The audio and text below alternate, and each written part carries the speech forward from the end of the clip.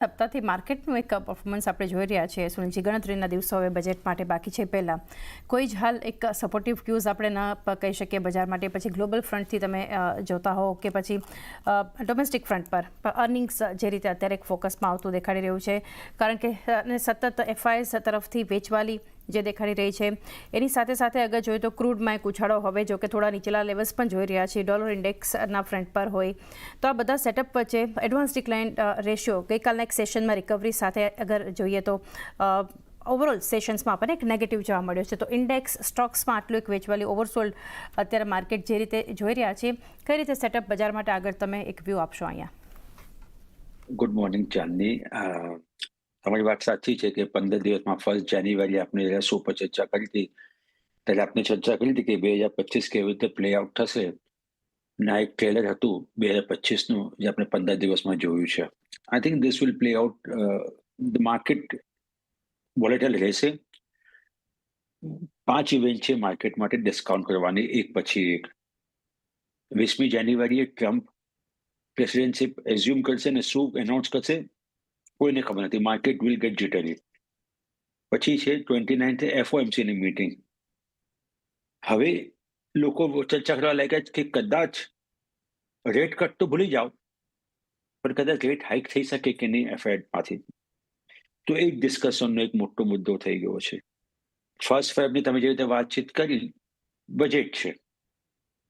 જેવું બજેટ પડશે એટલે મોનેટરી પોલિસી આવશે અને ફર્સ્ટ ટાઈમ જે નવા આરબીઆઈ ગવર્નર છે પોતાની સ્ટેટમેન્ટ આપશે ને જોવાનું રહ્યું કે રેટ કટ આવે છે કે નથી આવતી. હાઉસ થોડું ડિવાઇડેડ છે કે differential between the US and the India rate has come down. So અને રૂપીના પર જે રીતે પ્રેશર છે, does it make a sense for the RBI to cut the rate of interest or not? મારું એવું માનવું છે કે કદાચ આરબીઆઈ રેટ કટ કરવો જોઈએ, because economy needs support in terms of the lower rate of interest. અને 5મી event આ રિઝલ્ટ સિઝન છે.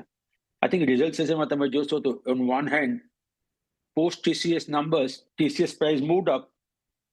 HCL Tech yesterday fell by more than 8%. So, results will also give an idea કે India કેવી રીતે પોતાની December quarter બધાને લાગે છે કે છે not a very great quarter, but બધાને એમ જ લાગે છે કે ભાઈ જાન ટુ માર્ચ ક્વાર્ટર કેવું રહેશે એના પર બહુ મોટી આશા છે. I think there are major 5 events that are waiting for us to do. નાવ હવે વાત કરીએ થોડી લોંગ ટર્મની. આ તો થોડી શોર્ટ ટર્મની વાત થઈ ગઈ, એક મહિનામાં શું થશે તેની વાતચીત થઈ ગઈ. 2025 જેવી રીતે આપણે 1 જાન્યુઆરી પણ વાતચીત કરી હતી, તમને યાદ હોય તો ચાંદની, કે it's not going to the easy year. Mid and small cap will see a lot of volatility. Last 5 વર્ષમાં mid cap index has given 24-25% CAGR returns. Small cap index has given more than 30% CAGR returns. Mean to reversions ક્યાંને ક્યાંક તો આવવાનું જ છે. Large cap જેટલા નથી ચાલે જેટલા, અને તમે જોશો ને લાસ્ટ 1 યરમાં market is given about 4.5% return. તમે જોશો એક વર્ષનો ચાર્ટ દેખાડી શકો આપણા દર્શકોને કે ભાઈ નિફ્ટી 50 છે કે BSE 500 છે કે નિફ્ટી 500 છે, market is given 4 to 5% return. It's not given very substantial return.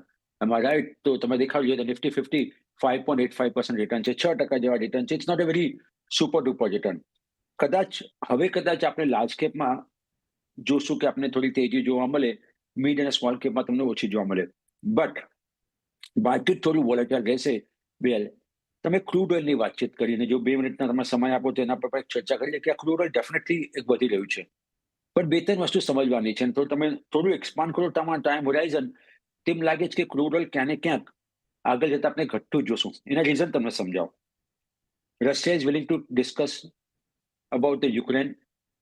That's what the indication is. Hamas, Israel are likely to sign a truce. None OPEC country 2 million tons barrel થી લોકોની capacity વધશે.